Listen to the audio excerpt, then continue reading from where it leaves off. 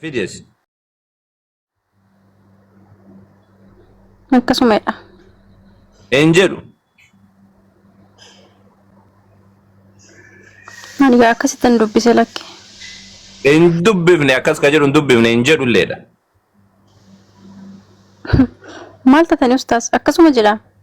Hin jedhu siin jedha maal taatisa? An quraana sirra barannama nuti irratti wanna irratti ilkaan irratti cabse usu quraana qara'u. Aree dallee isuma irratti baase. Umrii kiyya hojjaan kiyyallee quraanuma irratti xumure. Hojjaan kiyya kana ga'u kan argite isuma quraanuma irratti dabarseen. Hin jedhu akka ta'etti kan. Akkasumadha. Hin jedhu siin jedha. Mucaan maal taasisa nagaa qabdi? Nagaa kodhaan galata waaqayyo. Eega nagaa qabaatteeti hin jedhu siin jedha bar hin jedhu akkas hin jedhu akka ta'etti. Akkam jedha ree akkam jedhamee akkam jedha. Jedhii jedha. Nabi Muhammadin ajaja. Jedhii jedhaan. Eenyutu? Lakkii ustaas irra deebi'aa dubbisaa dogoggortanii itti sunu. Baasi amma kana yallaa. Bakka san baasiti amma kana ilaali yoo biraa qabaatte. Jedhii jedhaan. Jedhi kan jedhuun eenyudha Nabi Muhammadin? Ani jalqaba musliimotaatii jedha barra. Lakki akkasiin jedhu jedhi an jalqaba muslimtootaati jedhi jedhaan malee. Kanaafuu erga inni jalqaba ta'e isa dura maaliif namni islaama jettanii asoof. Jedhi jedhaan siin jedhe intalli maal taate sana akka qabdi jedhi jedhaan kanaafuun jedhin jedhi jedhaan eenyutu jedhi jedhaan.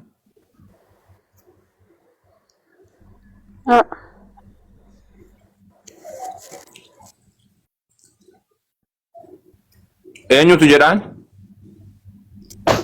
Isumatu jechaadha namni wanti jedhuun hin jiru. Eenyu Nabi Muhammadin jedha jedhi ka jedhu illee Nabi Muhammadin kan jedhamu. Jechuun jalqabumaa quraan. Nabi Muhammad eenyu jechuu jira yaa mucaa. Jedhi kan jedhu eenyudha?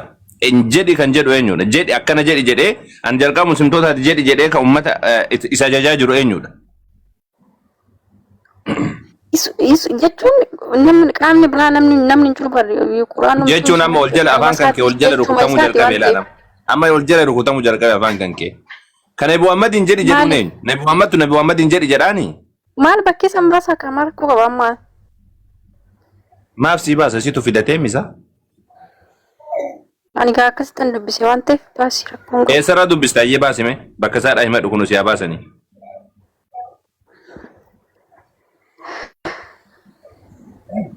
Haadha dubbisu.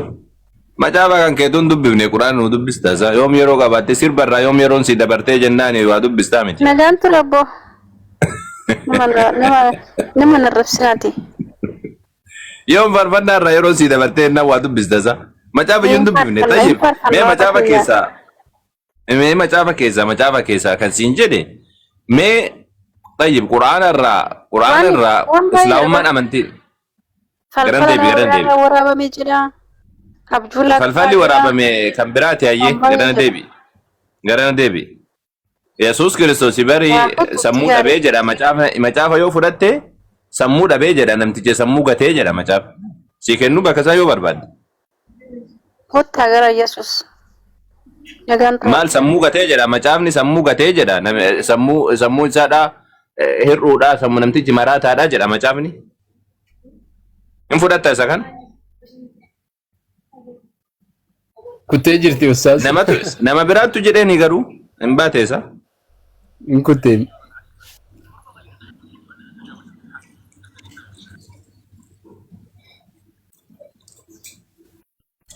Macaafa keessatti Yesuus Kiristoos mataan isaadha sirriidhaa miti namtichi qalbii dabarsee jira jedha. Macaafni keessan akkuma isaan deemanii deemnaaf maal goonan.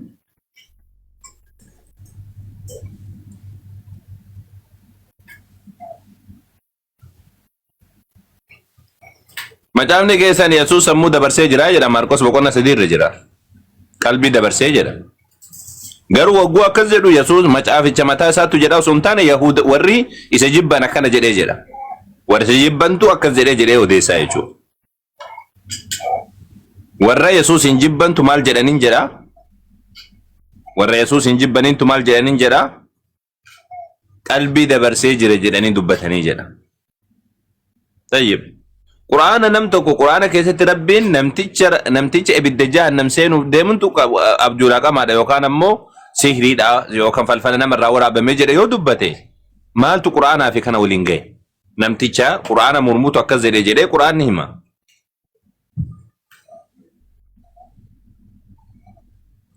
Akkas wallaaltuun ta'ina yeroo hunda xiqqoo siidhaa waa baraatiin deema. Ni galtee? Xiqqoo siidhaa waa hubachaa baraatiin deema. Waa hubachaa deema. Macaafa keessatti Yesuus Kiristoos qalbii dabarseedhee yoo ka dubbatu taate nuti amma Yesuus qalbii dabarseedha nama maraataadha jedhaate olii gad deemna nuti. La maraataadhaatiin hin deemne. Akkasiidha isiniin jechuudha. Akkasi galeefama. Ayyee mee munziritti fuufi mee xiqqoo siidhaa hagaa wanna jedhuuf. Waa rukuteetiin dhufaa. Ayyee ustaazishi. Absira kun jiru namni kiristaanii dubbachuu barbaada yoo jiraattan seenaa kiristaanii tartiibaan namni gaaffii qabdan yoo jiraattanii namni akkuma mucaa ammaas immoo amantii maalummaan isaa hin beekamne yookaan ammoo amantii raajiin tokko illee barsiisee hin jirre amantiidha jettanii qabattanii jirtan jechuudha. Seenaatii dubbadhaa. Seenaati dubbadhaa. Gaafa dhuftan ijoolleen kiristaanaa miiraan hin dhufina. Ijoolleen shamaraa tokko malee warri kaanii yeroo kaan qalbii qabu turani. Garuu yeroo boodaa kana waan isaan beenu namoota tokko akka gaaddisee kana fa'aa akka tokko wayii gochuu barbaada. Maaliif jennaan waan dhageessanii jettanii amma hin aartan amma waan amma ustaadni jedhaa jiranii ustaadii Yesuusin arrabsaa jiru. Muslimtoonni Yesuusin arrabsuu, Yesuusin xiqqeessuu jettan amma gaafa akkasitti dubbatan. Garuu macaafa keessa kan jiru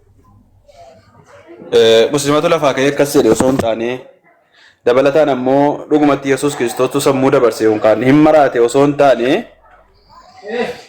warra Yesuus Kiristoosiin inuma arraba qofa arrabsuu miti ajjeesuullee warra barbaadan. Sinii galee annugaa waaqayyo irraa dhaga'e isinitti miitan jira. Isin garuu ana nama akkasii ajjeesuu barbaadduu jedhee akkuma inni dubbataa ture warra dhugaa inni barsiisu sana hin feenetu maal jedhaa turan. Isumaayyuu warra firoota isaanii jedhaa bara. Warra firoota isaaniitu maal jedheen warra firoota Yesuus Kiristoostu maal jedheeni qalbii dabarseeraa jedhanii. Amma Yesuus Kiristoos maraataadhaa yoo jedhanii Yesuusin arrabsanii waaqa keenya waaqessanii waaqa keenya nu waaqessinu jala arrabsanii uumaa keenya arrabsanii uumaa keenya xiqqeessanii jarri kun warra Yahudaatii jettan. Quraana keessa kan jiru Nabi Muhammad sallallahu alaihi wasallam waan jedhan hunda isaadha ajajaan jedhan. Qul inni umirtu jedhi nan ajajame jedhi jedha Quraanni. Akkamitti ajaa'iba rabbiiti wallahi. Yeroo hunda Quraana irraa kuttanii Quraanni falfala nama biraa irraa waraabame. Quraanni an falfala nama biraa irraa waraabame jedhee Quraanni of ibsaa. Akkamitti yaaddu silaa gaafa akkasii taasifutan. An falfala nama biraa irraa waraabame jedhee Quraanni akkamitti of ibsaa. Ni jedhee isa jedhu irraa kutan achitti irraa kutan. Akkuma jecha Yesuus Kiristoos macaafa keessa hunda isaa irraa kutanii jiran. Jecha Yesuus Kiristoos isa kaan irraa kutanii isa kaan ammoo waan inni hin jenne lafaa fuudhanii jedhan. Fakkeenyaaf Yesuus Kiristoos jecha maal jedhu dubbata fakkeenyaaf macaafa keessatti ani namaa jedhee dubbata Yesuus Kiristoos. Jarri immoo maal jedhanii nama guutuudha waaqa guutuudha jedhan. Dirqama macaafatti dabaluu qaban jarri Yesuus Kiristoos waaqessuudhaa fi dirqama macaafatti dabaluu qaban. Gaafa inni ani ergamaadha jedhu inni ergamaa miti jedhan. Inni ergame malee ergamaa miti.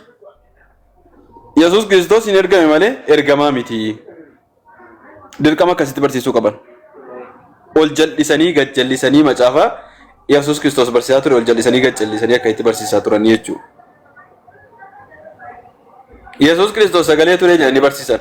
Yesuus Kiristoos guyyaa tokkoon sagaleen ture jedhee hin barsiifne silaa waan osoo Yesuus Kiristoos hin dhalatinii waan osoo Yesuus Kiristoos gadaamessa haadha isaa keessa ture achi keessaa gadi hin bahinidha kan beeku Yesuus Kiristoos.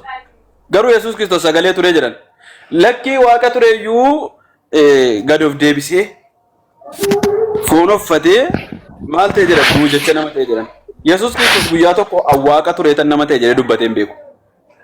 كريستاني أنا جدي كنت تدبدا سرة الباتي واتكو سراتنا والله حقيقة وانت قبضت نجرتن حقيقة ريوته يوم كان وارجعت قبضة يوته والباتي دبدا أنا سما يوانا أجايبو مجافا سيسرفمي اتشوشوغمي ببريتشمي سجلي واقعيوتي جلني جري قبضتني دائما كان كيسا الرجال وانت جري دبتنكم مجافة كيسا جورا جايب ربي maaliif jennaan jecha amma fakkeenyaaf jarri yeroo baay'ee isaatti falman Yesuus Kiristoosii waaqa guutuudha nama guutuudha kan jarri jedhan kun sila macaafa keessa jiraachuudha qaba. Maaliif jennaan beezii waan bu'uura amantii jira waan ta'eef macaafa keessa jiraachuu qaba. Yesuus Kiristoosii sababaa cubbuu nuti Addaam irraa dhahalle. Kanaaf Yesuus Kiristoosii nu jecha dhiiga isaa dhangalaasuu dhufee jedhan. Dirqama kana aqiidaa jiraate aqiidaa jiraa keessaa tokko kana manamuudhaa qabu tokko kanaadha. Garuu waan kana Yesuus Kiristoos guyyaa tokko dubbateen beeku. Waan jarri haasaan kana jechuudha. Wantoonni silaa bu'uura ta'ee akkasitti itti amanamuu qabu yaa jamaa armeen jedhina. Armee yeroo meeqa ergameefii jira? Namni biraallee ergaafii jira hin seentu. Callistee lakkoofsa barreessiti. Nama hedduutu ergaafii jira. Yeroo deddeebiidhaan ergamaafii jira. Kanaafuu sila wannoonni kun macaafa keessatti barreeffamuudha qaba. Wantoonni jarri amanan sila waan beeziidha jedhanii jarri itti amanan kun macaafa keessatti sila caafamuu qaba. Waan macaafa keessatti hin caafamne amanu warri kiristaanaa jechuudha. Wanni akkasii amantii islaamaa keessatti maal ta'a? Osoo akka amantaa islaamaatti wanti akkasii kuni waan muhdathaata jedhama isinii galee waan muhdathaata waan namni of bukkeedha durin jirree baasa namni baafate jechuudha. Eeywa. Tiyyaa gaaffii qabdaa moo haasoo barbaadde? Ai waanuma xiqqoo dubbachuuf waanuma atirraa jetteerraan kan ka'e irra caalaan keenya uummanni kiristaanaa rakkoon jiru rakkoo guddaa akka mataa kootti kan fudhadhu dubbisuu dhabuudha. Nuti amma warrum bakkuma mana kiristaanaatti beeta kiristaanaa nutti himamuu fi qeessota irraa nutti himamu malee wanti macaafa irraa beeknu hin jiru. Namoonni akka kiyya immoo baay'inaan hin dhabamu jedhee naaf dadda'an. Maaliif iddoo jiraachuu qabaa jiraachuu dhiisuu qaba jettee wanni uummata kanatti illee murteessuu hin dandeenye yookiinis immoo murteessuudhaaf yoona wanni wayii si qabu kana rakkoon tokko. Sani sun rakkoo beekamaadha barakkamma ustaazini jedhan nageesseetta ustaaza walakkamma jedhan shubbisuu bira kiristaanonni yeroo kamii waa dubbisan yaa tiyya yeroo kamii waa dubbisan fakkeenyaaf guyyaa alaahadaa yookaan guyyaa guddaa jedhamu kana jechuudha sanbata guddaa jedhamu dhiqatanii dibatanii inni jilbatti muratu eenyu isaa maali gurdii isaa jilbatti murate inni surree waxxaraa uffatu surree waxxaraa isaa uffatee rifeensa mataa isaadhaa gubbaatti olidhee kitaaba jaraa kana laa kunoo akkasitti baadhatanii deeman gaafa dhaqanii achi gahanii jedhanu macaafni banamee macaafni dubbisamu waan sobaati miti barnuti kunoo maal kiristaanota wajjin ollaa jiraannaa charchiin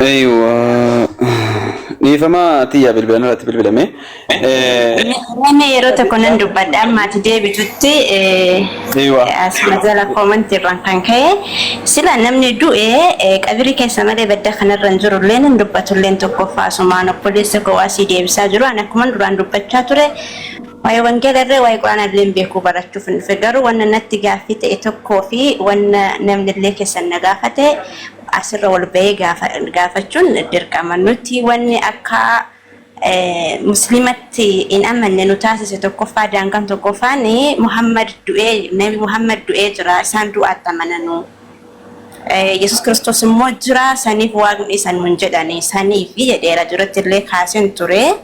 Saniif warroonni immoo jechoota adda addaatiin keessaan baddaan jalaan deemtanuu ani gara lachuu hin beeku sinin jecha ani waa beekaa dubbadhaa kan kitaaba irraa dubbisee Tiyaadis yeroo meeqa ergeefin jedhama gulbaadhamee jedhamu kana yeroo meeqa irra deddeebi'ee ergeefi seenuu dide warri beekan immoo warri kitaaba qulqulluu kan wangeela dubbistanii beektan immoo walbaanu barsiisaa hin barannaan akka mataa kootti gara lachuu irraa barachaara malee waa beekan jiru. Eenyu tolbaatii argaa jirtaami gidduu kana asumarra jirtaami argaa hartamti dhiirota kiristaanaa dhufanii waan jedhe godhatan dubbadhaa tartiibaan dubbadhaa macaafarraa ragaa baasaatii dubbadhaa maalidhaa wanti isin lallabdan kunii amantiin isin qabatanii jirtan kun maalidha dubbadhaa gaafa jennu waan jedhe taa'aa jiran argaa jirtaami asirratti kanaafuu san dhiisi saniifuu wanti itti amma jette kun waan sirriidha kiristaanonni rakkoon isaaniidha. Dubbisa dhiisanii shubbisuutti deebi'anii siigalee waa tokko illee dubbisanii gaafa charchii deemanuu hin sirbanii akkasuma warra ortodoksii akkasuma hin faarfatanii haadhaa fi ilma walitti qabanii faarsanii yaa maaramee gara koo milladhu yaa haadha gooftaa yaa qulqulleetti yaa durbee akkasidha olan jedhe dhaqanii. Silaa namni gaafa mana amantii dhaqu tokko kitaaba isaa kana gadi fageenyaan saba kana barsiisuu qaba. Kanaafiyyuu gad ta'anii namni kitaaba isaa dubbisee saba isa jala deemu yookaan uummata tajaajilu kan ammoo waan tokko barsiiseetu akka uummanni ija ol qabate silaa waa dubbachuu danda'u. Silaa akka ragaan qabne beekamaadha haguma tokko jechuudha. Kanaaf uummanni irratti deebi'ee yaa jamaa warri ustaaz Farhaan mana banan jettan yoo haajaa yeroo gabaabaatiif kan mana banan ta'e dhagaa nu gaafadhaa deemtanii gaafattu warri koomentiidhaan yaada fidaatan haajaa yeroo gabaabaatiif yookaan ergaa wayii dabarfachuudhaaf yookaan waa xiqqoodhaaf yookaan mana banan ta'e manni taaftaabiin godhamee vaariyaaliin isaa ol kaafame cufamuun isaa gaarii miti. Yoo ammoo kan lallabaaf yookaan immoo sagantaa yeroo dheeraatiif bananii jedhan gar tokkotti deebi'anii wajjiniin bakka tokkotti lallabuun gaarii ta'a akkasitti meerraa adda baasaatii kottaa. Si malee kiristaanaati? Si malee sadduu? Hin dubbattu waan ta'e?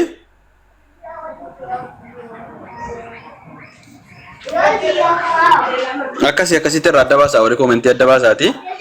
Yoo sagantaa yeroo dheeraatiif ta'e inshaallah maa rakkoon qabu. Shaadaa rakkoon qabu kan shaadaan jiraachuu rakkoo maalii qaba? Shaadaa isin hin gaafanne bara. Sagantaa yeroo dheeraatiif akka ta'e adda baasaati nutti maa. Shaadaan eessattuu numa ta'a. Namni shaadaa qotuu yoo jiraate achitti. Waalaikum salaam wa rahmatullahi wa barakaatu. Shaadaa qabsiisanii rakkoo miti yoo ka turuu danda'an taate gaafadhaa jalatti barreessaati. Ni turtanii jedhaati barreessaa tamaa.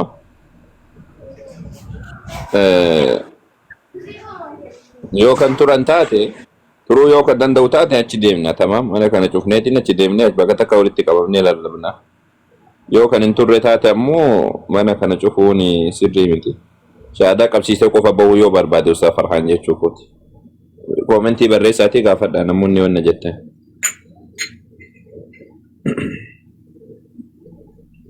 طيب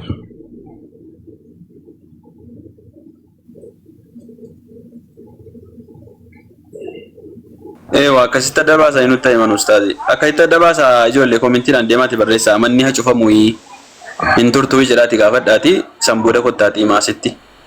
Abdii ka jettu dubbadhu yoo kiristaana taate jira Yesuus barreessaa ture. Nageenyi gooftaa keenya Yesuus Kiristoos hunda keessaniif haa baay'atu. Kan Waaqayyo abbaa wayyuu. Nageenyi gooftaa keenya Yesuus Kiristoos hunda keessaniifis haa baay'atu. Akkam isin nagaa keessanii? Jirra galata Waaqa jiraata. Jirtuun jabaattu? Ulfaatu inni. Baga jiraattan. Baga nagaan dhuftan gara mana kanaa? Baga nagaan nu eddan isinis. Aywa mana kana dhufaa turtani moo haaraadha isin? Lakki dhufee kaleessalleen akka carraati baatiriin irraa cufate akkuma seenani.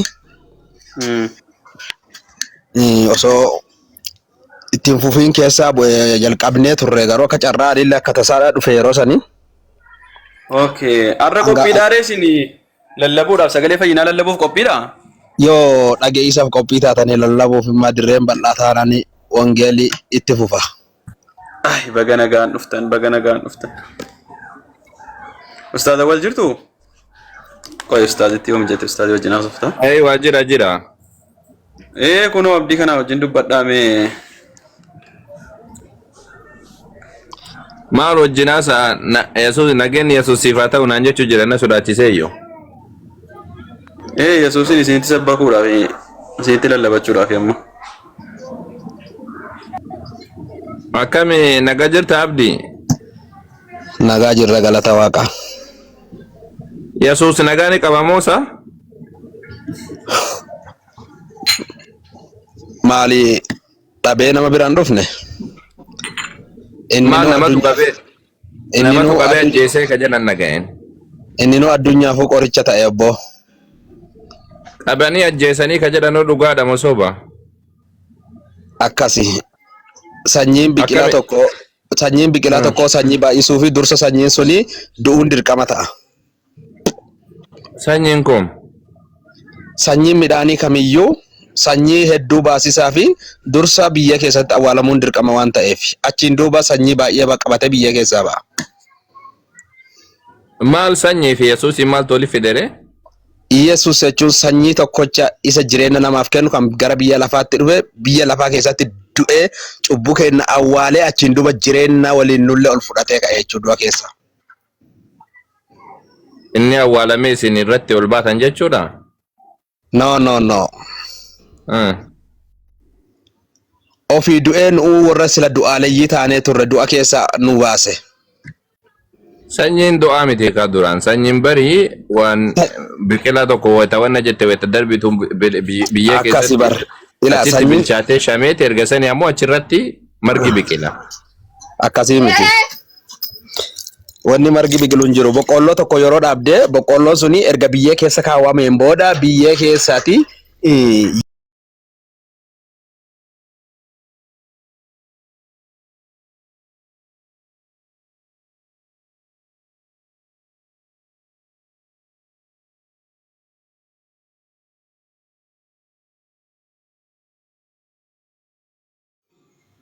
maal jechuudha maaf sanyii jettare? Inni awwaalame sun inni biyya keessa kaa'ame sun ka biraati inni achii ba'e sun isa biraati. Inni Yesuus Kiristoos. Inni awwaalame sun Yesuusimi? Inni foon Addaam cubbamaa sanyii cubbamaa kan ture fuudhee awwaale biyya keessatti cubbichattu achitti shama. Inni dammoo jireenya ta'ee marsa lammaffaa ol ba'ee jira du'a keessa. Isin cubbuu irraa biqiltan jechuudha? Nu'u miti. Obboleessa kiyya atillee sanuma. Eenyutu cubbuu irraa biqilere? Sanyii Addaam. Addaam isa cubbuu hojjete isa Waaqayyo yakke. Akkasaanan sanyiin suni Yesuusin osoo hin taane cubbuudha jechuudhaati. Amma akka jechaa jirtutti sanyii cubbuuti jechuu hankeeti. Akkasiidha? Namni hundumtuu sanyii cubbamaadha kan Kiristoosiin hin jiraanne. A'uudhu billahi minash shaitaanir rajiim. Tole erga akkas taate. Minash shaitaanir rajiim. Haleluuyaa. Haleluuyaa. Ameen. Akkasiin jedhe.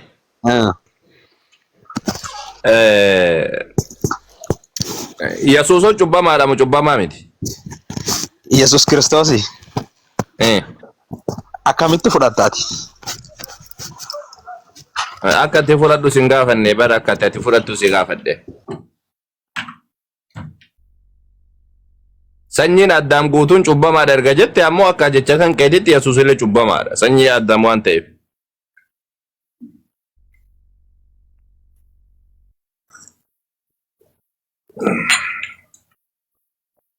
Jira sagaleen kiyya. Keessan jira ustaas kan saabbate malee. Bade. Yaa jamaa Ustaz Farhaani intu ramon turu jettanii gaafattan isa? Afurichi qabee rabbo. La komentii ma wala misraachuu fidanii manii achuma callisanii boojollee waan isaa wal'aalle. Achiin callisanii bari nu deebisuu didanii.